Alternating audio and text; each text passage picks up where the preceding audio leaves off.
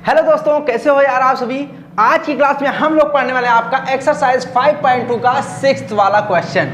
ठीक है, क्वेश्चन को यार लेकिन स्टार्ट करने से पहले आप सभी का बहुत बहुत वेलकम है आपकी अपनी स्टडी गर्ल फैमिली में।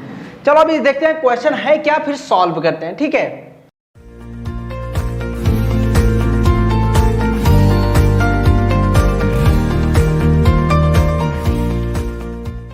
तो क्वेश्चन में आपका है कि check whether -150 is a term of the AP 11, 8, 5, 2 and dash dash. ठीक है, मींस कि इस क्वेश्चन में आपसे कहा जा रहा है भाई, एक आपको नंबर दिया गया है माइनस का 150।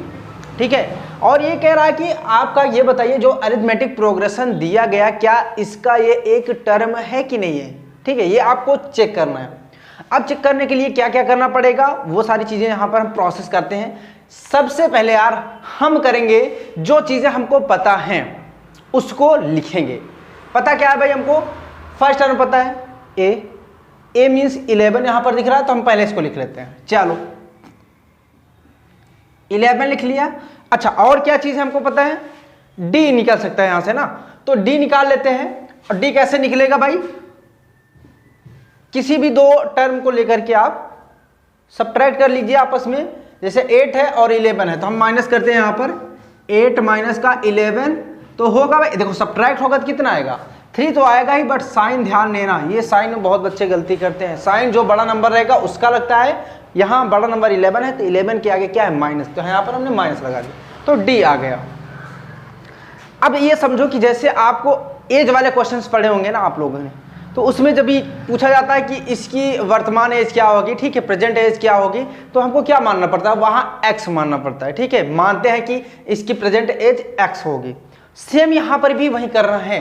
ये -150 है ना, आपने ए एन का नाम सुना है भाई, ए एन का मतलब होता है कि nth टर्म, यानी कि कोई भी अरिथमेटिक प्रोग्रेशन है उसमें अब आगे बढ़ते जाएंगे ए एन हो जाएगा nth टर्म, मतलब कोई हमको पता नहीं है। जैसे एक्स नहीं पता होता ना, एक्स सिर्फ हम मानते हैं, तो सेम ऐसे ही इसमें भी हम मानते हैं और ए एन के इक्वल में हम कर देते हैं -150। ठीक है, अब यहां पर ये सारी चीजें हो गई। अब हम लगाते हैं फार्मूला। फार्मूला वही जो अभी अब तक हम लोग पढ़ते आ रहे हैं। फार्मूला कौन सा रहेगा भाई आपका, ए एन इक्वल में ए प्लस एन माइनस 1 का इंटू का डी। अब यहां से देखो जो जो वैल्यूज आपको यहां दिख रही ना, हम उसको सारे को रखेंगे। जैसे यहां पर ए एन है तो ए एन की वैल्यू यहां पर क्या है -150 इक्वल में है भाई आपका ए आपको दिख रहा है 11 है तो 11 यहां पर हम लिख लेते हैं, प्लस एन माइनस 1 इंटू, देखो एन तो हमको पता नहीं है तो इसलिए हमने एन माइनस 1 कर दिया। डी है आपका -3, ब्रैकेट में लिखेंगे। मैंने बताया कि कोई भी माइनस का नंबर रहता है तो ब्रैकेट में लिखेंगे तो ज़्यादा सही रहेगा। चलो अच्छा, देखो ब्रैकेट में अगर ना लिखेंगे तो ये भी समझ लो क्यों नहीं। यहाँ पर अगर मैं -3 लिखता हूँ तो आपको क्या लगेगा, यह मल्टीप्लाई नहीं यहाँ माइनस है ना, ऐसा लगेगा। अब ये ब्रैकेट कर देते हैं, सारी चीज़ें समझ में आ जाएंगी क्लियरली। फिलहाल आगे चलते हैं। -150 है, 11 इधर आएगा तो माइनस में ये भी हो जाएगा, -150 माइनस का 11 बचेगा इधर क्या n-1 और माइनस का 3। ठीक है, अब इसको देखो दोनों सेम साइन है, भले माइनस हो ऐड होंगे तो क्या होगा 101 516 एंड यहां पर 1 साइन लगेगा माइनस का ही, इक्वल में n-1 एंड -3। अब इस -3 को हम इस तरफ भेजेंगे। चलो -161 यहां आया आपका नीचे माइनस का 3 इक्वल में n-1। देखो ये माइनस से ऊपर भी है नीचे भी है तो काट देते हैं इसको, माइनस से माइनस कैंसिल कर देते हैं। ओके, बट 3 से ये 361 कैंसिल नहीं होगा तो क्या करेंगे भाई, इस 1 को भी हम इस तरफ भेजते हैं, पहले इसको हम सॉल्व करते हैं पूरा। ठीक है, तो यहां पर 161 हुआ आपका अपॉन का 3 प्लस का 1 हो जाएगा, क्योंकि ये -1 है इधर आएगा तो प्लस में हो जाएगा। ठीक, एन। अब देखो इसको सॉल्व करेंगे, फ्रैक्शन हो गया भाई, 3 1 3 होगा और यहां पर थोड़ा सा इधर करेंगे तो 161 प्लस का हो जाएगा 3 अपॉन में हो जाएगा 3 एंड इक्वल में n। समझ में आ रही है बात। ठीक है, अब देखो 3 में अगर 1 ऐड करते हैं कितना हो जाएगा 4 6 एंड 1 अपॉन का 3 इक्वल में आ गया n। अब इसके आगे क्या होगा भाई, 3 से हमको डिवाइड करना पड़ेगा इसमें, क्योंकि ये कैंसिल नहीं होगा आपस में। तो आओ 3 से हम डिवाइड करते हैं 164 को, देखते हैं कितना आता है ना।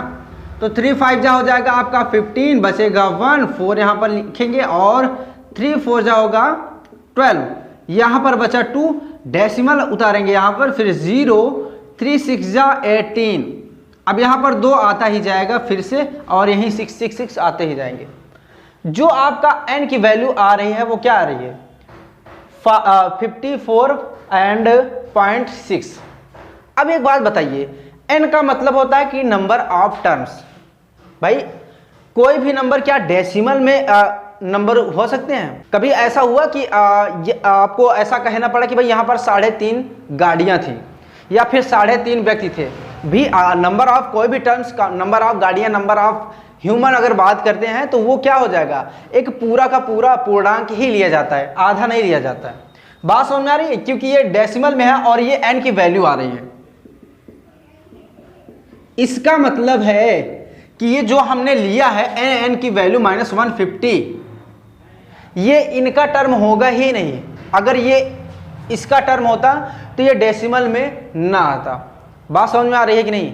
नंबर फिर से थोड़ा सा बता दे रहा हूँ, नंबर ऑफ टर्म्स का मतलब ही होता है कि हम जो भी नंबर लेंगे, यहाँ जितने भी नंबर्स हैं, जैसे 1 2 3 4 नंबर हैं। अब इसको आप क्या, अगर आपको लिखना हो कि 4.5 नंबर, तो क्या आप लिख सकते हैं? नहीं लिख सकते हैं ना भाई। अगर यहाँ इसके आगे मैं लिखता भी हूँ तो 1 नंबर मान लो मैंने लिखा, तो भाई ये कितना हो जाएगा, 5 हो जाएगा कि नहीं हो जाएगा, होगा कि नहीं? तो वही चीज़ है, ये डेसिमल में जब आ जाएगा तो इसका मतलब है कि ये जो आपको दिख रहा है ना -150, इसका टर्म होगा ही नहीं।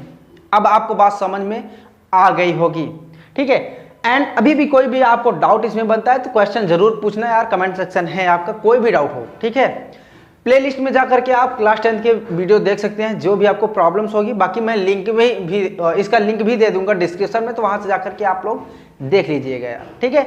ओके यार, तो फिर आज की क्लास को हम यहीं पर एंड करेंगे, फिर मिलेंगे नेक्स्ट क्लास में नए क्वेश्चन के साथ। तब तक के लिए bye bye and take care.